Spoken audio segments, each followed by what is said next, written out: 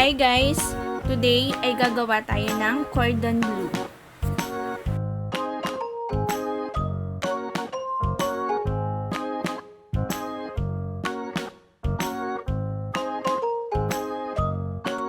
Welcome to Fria's Kitchen!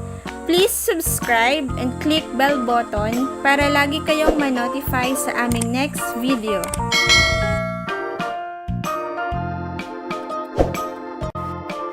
Ito ang mga kailangan nating ingredients. 2 kilos boneless chicken breast, 1 pack sliced hams, 1 pack sliced cheese, 5 pieces eggs,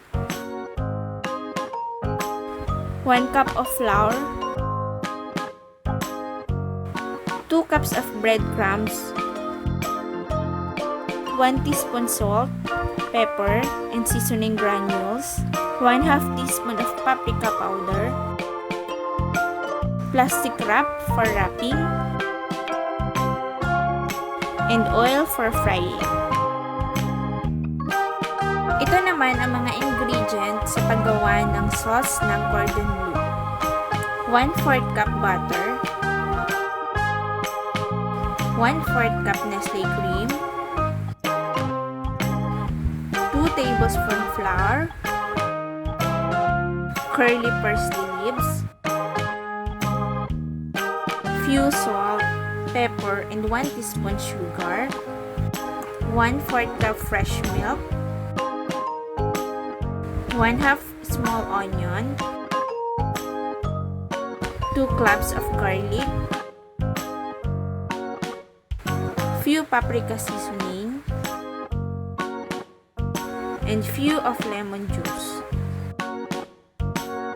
Instructions.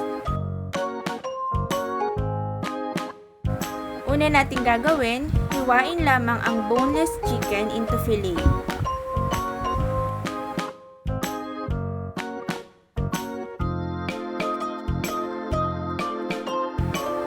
Next, sa isang mixing bowl, i-marinate natin ang chicken sa paprika powder, salt, pepper, at seasoning granules.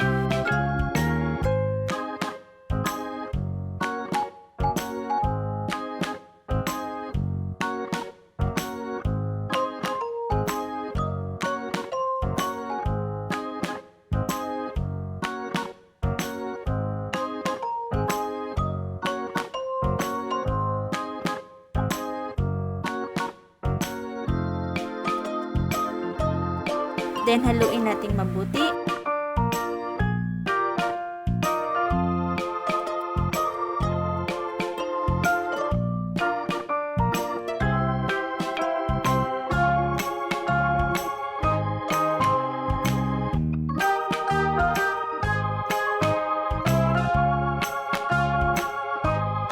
At iset aside muna.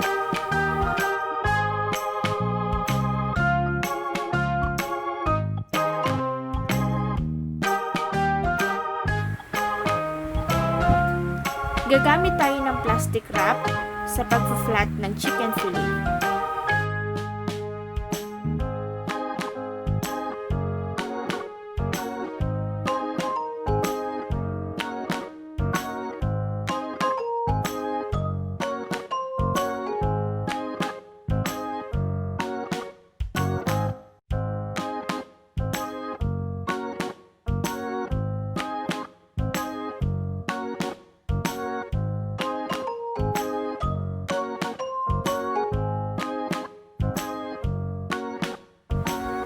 Then, ilalagay na natin ang sliced ham and cheese.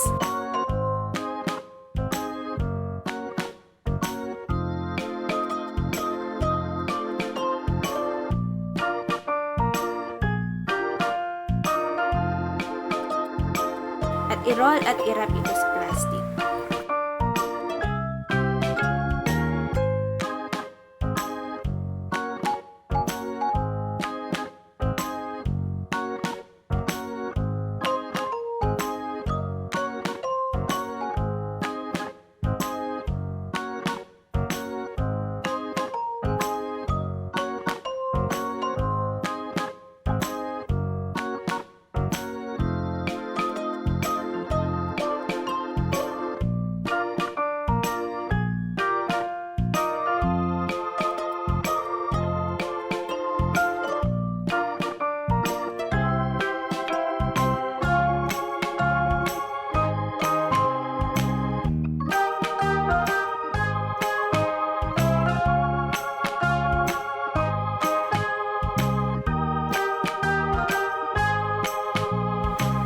Kailangan nating ilagay sa freezer for overnight para mas madali ito i-cook.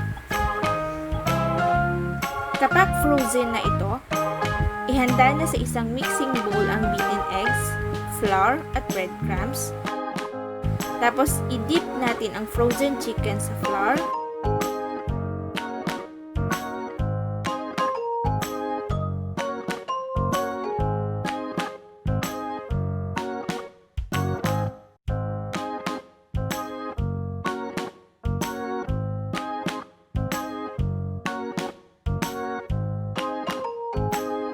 Next, sa beaten eggs,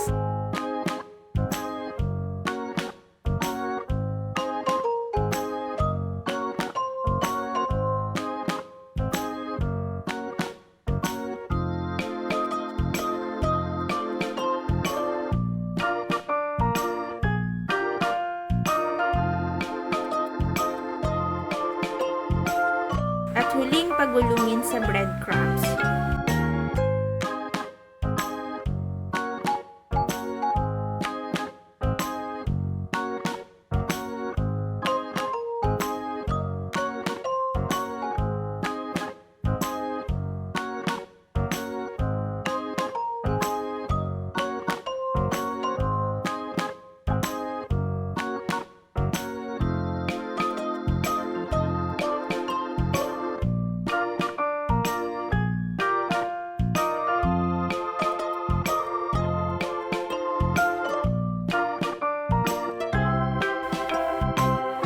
Gawing 3 beses ang pagdidip sa flour, eggs at breadcrumbs hanggang sa makot itong mabuti.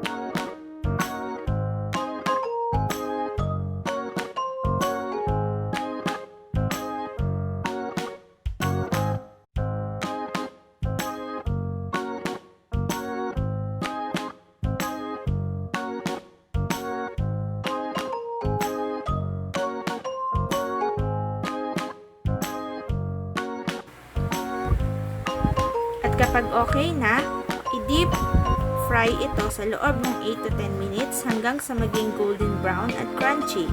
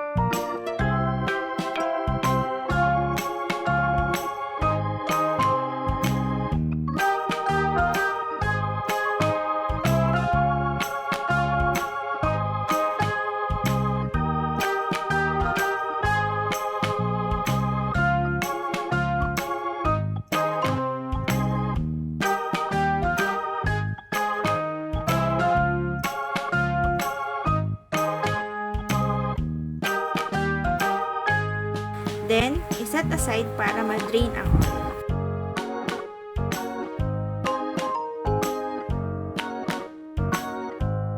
Ito naman ang instruction sa paggawa ng sauce. Una, maglagay ng butter sa cooking pan.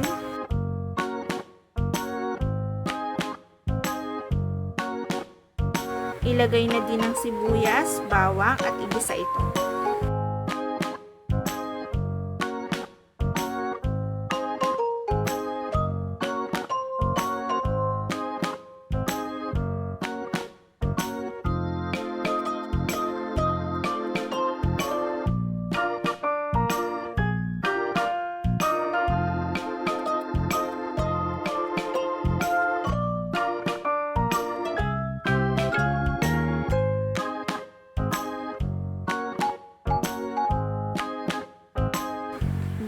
ilagay na din ang flour at haluin.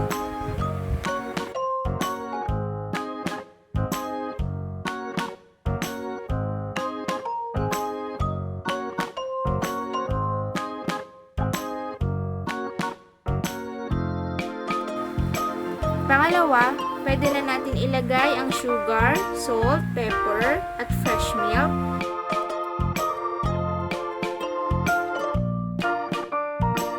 Then, mix it well.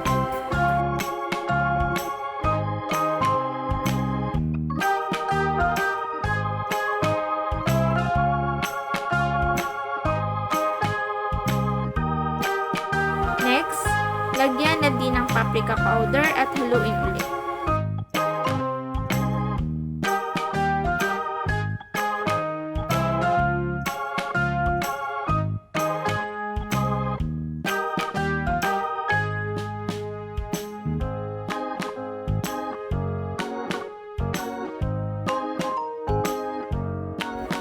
Ilagay na din natin ang Nestle cream at last ilagay ang tatad na parsley.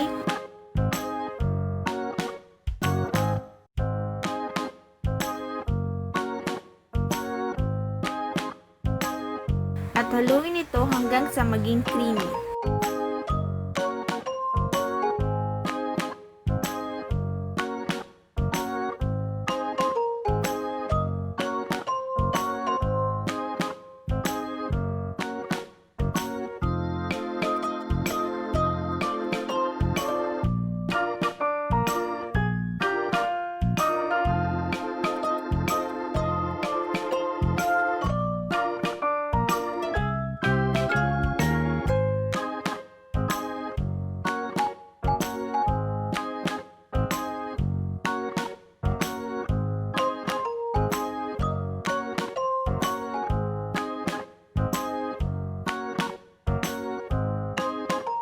Last natin gagawin guys, hiwain ang cordon bleu at lagyan ito ng sauce on side. Guys, ganito lang gumawa ng chicken cordon bleu. Try nyo na din dahil patok na patok ito sa lahat ng occasion. Sana nagustuhan nyo ito. Bye-bye!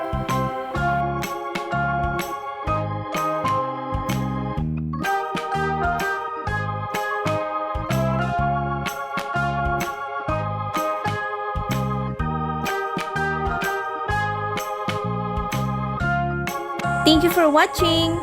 Kung hindi pa kayo nakakapag-subscribe, please subscribe na at click ang bell button para always updated kayo sa aming new video.